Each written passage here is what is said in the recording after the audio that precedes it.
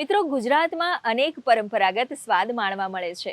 આજે વાત કરીશું એવા સ્વાદની જે જન્મેલો છે જંગલના ખોળે. એક એવી વાનગી જે પોષણ અને વારસાનું પ્રતીક છે. દક્ષિણ ગુજરાતના આદિવાસીઓ દ્વારા બનાવવામાં આવતી વાનગી પનેલા. કોળું અને મિલેટ્સથી બનતી આ વાનગી હવે માત્ર તહેવારો સુધી સીમિત નથી, પરંતુ તે સ્વાસ્થ્ય અને રોજગારીનું માધ્યમ પણ બની છે.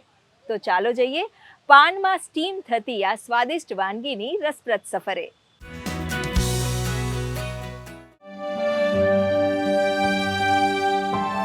દક્ષિણ ગુજરાત, જ્યાં છે ઘનઘોર જંગલ, કુદરતી સંસાધનો અને સમૃદ્ધ આદિવાસી સંસ્કૃતિ.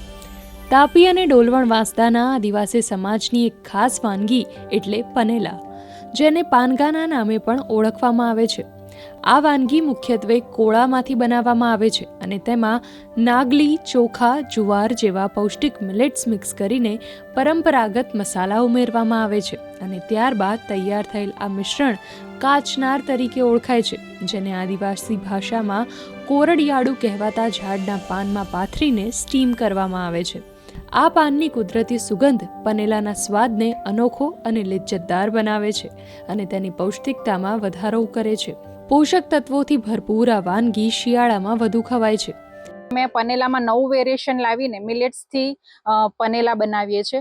કોરિયાળું એવું એક આપણે ત્યાં વનસ્પતિ આવે છે, જેના પાન લાવીને કોળાની અંદર ચોખાનો લોટ અને મિલેટ્સ, અન્ય જુદા જુદા મિલેટ્સ ઉમેરીને આ વાનગી અમે તૈયાર કરીએ છીએ.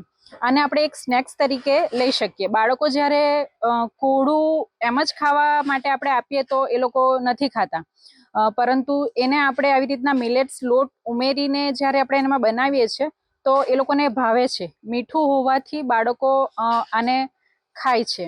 અમારે ત્યાં જો ફૂડ બને છે તે ફૂલ્લી નેચરલ બને છે, એમાં કોઈ પણ કેમિકલનો ઉપયોગ કરવામાં નથી આવતો. આદિવાસી તહેવારો અને ખાસ પ્રસંગોમાં બનાવાતા પનેલા નવા જમાનાની હેલ્ધી ફૂડની ડેફિનેશનમાં ફિટ બેસે છે અને શહેરીજનોમાં લોકપ્રિય બની રહી છે, જેના પરિણામે તાપીની હોટેલોમાં પનેલાની માંગમાં ધરખમ વધારો જોવા મળી રહ્યો છે.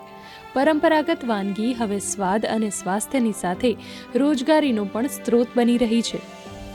તમારે સિમ્પલી એક સ્વીટ વાનગી ખાવી હોય તો એની નેચરલ સ્વીટનેસ છે, કારણ કે એમાં કોળું જે છે એ પાકેલું, કાચું પણ નહીં, એ પડે છે અને ચોખાનો લોટ પડે છે.